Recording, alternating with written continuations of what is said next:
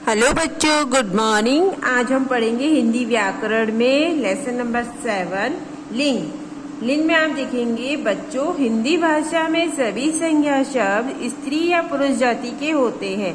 जैसे लड़का खेल रहा है, लड़की पढ़ रही है, पिताजी अखबार पढ़ रहे हैं, माताजी खाना बना रही है।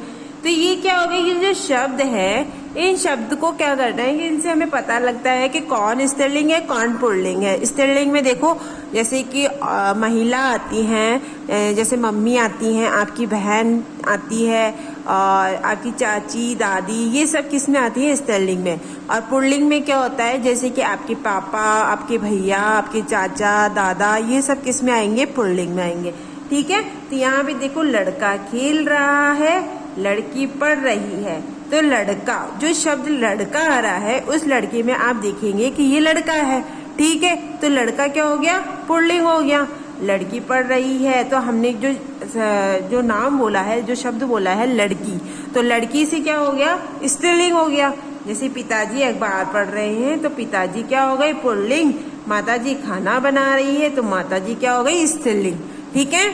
अब यहाँ पे देखिएगा, इन वाक्यों में लड़का और पिताजी शब्द से पुरुष जाति तथा लड़की और माताजी से स्त्री जाति का बोध हो रहा है। ठीक है। एक तो क्या हो रहा है, लड़की, मैंने बताया था कि लड़का क्या हो गया? पुल्लिंग यानी पुरुष जाति, और लड़की स्त्रीलिंग यानी कि स्त्री। ठीक है। और जो पिताजी है वो पुल्लिंग यानी पुरुष, और माताजी स्त्रीलिंग यानी कि स्त्री। ठीक है। शब्दों के जिस रूप से उसके पुरुष या स्त्री जाति होने का बोध हो, उसे लिंग कहते हैं। यानी कहने का मतलब है कि जो शब्द हम बोल रहे हैं और उससे हमें पता चल रहा है कि कौन स्त्री है, कौन पुरुष है, कौन स्त्रीलिंग है, कौन पुल्लिंग है, तो उन शब्दों को हम क्या बोलते हैं? लिंग कहते हैं। ठीक है। लिंग, हिंदी में लिंग दो प्रकार के होते हैं। एक तो होता है पुल्लिंग और दूसरा क्या होता है? स्त्रीलिंग। ठीक है। पुल्लिंग शब्द के जिस रूप से उसके पुरुष जाति होने का बोध हो, यानी कि हमें जो शब्द बोल रहे हैं उससे हमें पता चल रहा है कि वो पुरुष जाति है या पुल्लिंग है, तो हम उसे क्या बोलेंगे? पुल्लिंग कहेंगे। जैसे राजा, शेर, आदमी, मोर, तो हम ये जब बोलते हैं नाम, तो हमें पता चल रहा है कि ये एक पुरुष जाति है। ठीक है। फिर आते हैं स्त्रीलिंग शब्द के, जिस रूप से उसकी स्त्री जाति के होने का बोध हो, उसे स्त्रीलिंग कहते हैं। जैसे रानी, शेरनी, औरत, मोरनी आदि। तो रानी, शेरनी, औरत और मोरनी क्या हो गए? स्त्रीलिंग हो गए। ठीक है। अब यहाँ देखिएगा पुल्लिंग और स्त्रीलिंग, जैसे चाचा, चाची, मामा, मामी, दादा, दादी, पिता, माता, मौसा, मौसी, नाना, नानी, भाई, बहन, बेटा, बेटी, आदमी, औरत, पति, पत्नी, शिष्य, शिष्या, पुत्र, पुत्री, सेठ, सेठानी, मुर्गा, मुर्गी, कुत्ता, कुतिया, माली, मालिन, देवर, देवरानी, नौकर, नौकरानी, भतीजा, भतीजी, बाघ, बाघिन, घोड़ा, घोड़ी, शेर, शेरनी, मोर, मोरनी, लड़का, लड़की, राजा, रानी, बकरा, बकरी, धोबी, धोबिन, बैल, गाय, चूहा, चूहिया, हाथी, हथनी, बच्चा, बच्ची, ऊंट, ऊंटनी, फूफा, बुआ। तो ये क्या हो गया? इससे हमें जब बोलते हैं हम शब्द, तो उससे हमें पता चलता है कौन स्त्री है और कौन पुरुष है। ठीक है। शब्द के जिस रूप से उसके पुरुष या स्त्री जाति होने का बोध हो, शब्द के, यानी हमें शब्दों से पता चल रहा है कि वो स्त्री है या पुरुष है, तो उन शब्दों के रूप को हम क्या बोलते हैं? लिंग कहते हैं। ठीक है।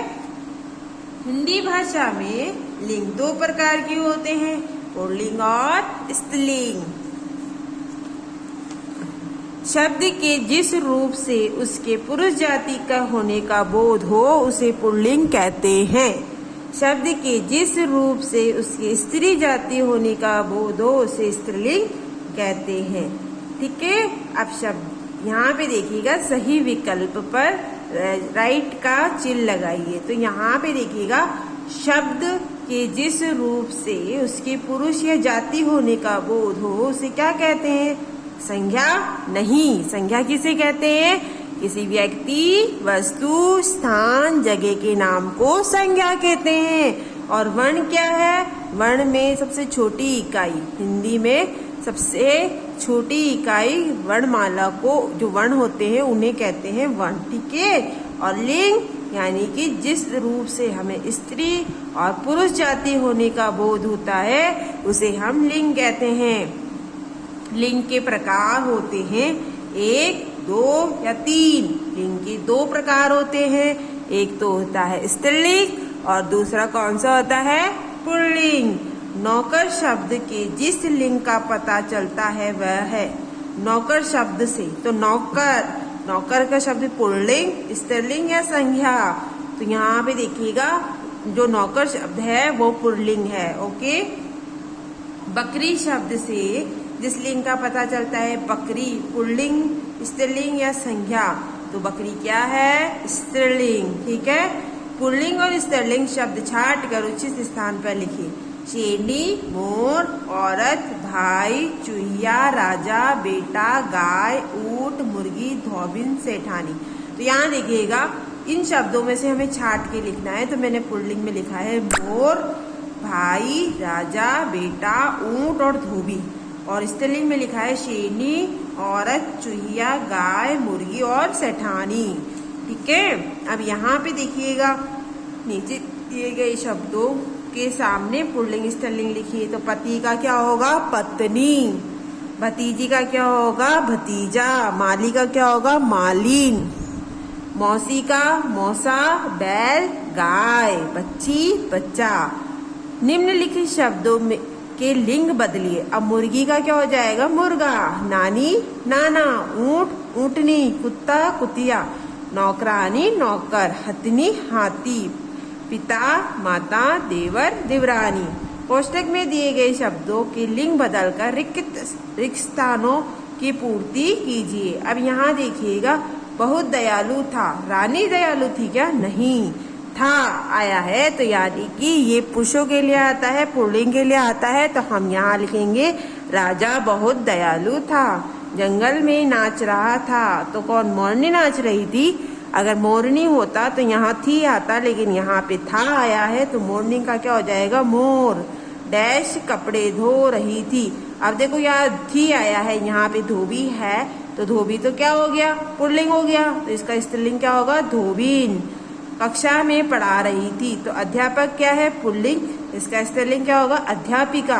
क्रिकेट डैश क्रिकेट खेल रहे थे। तो यहाँ क्या है? लड़कियां। और थे किसके लिए आता है? लड़कों के लिए। तो यहाँ लड़के क्रिकेट खेल रहे थे, ठीक है।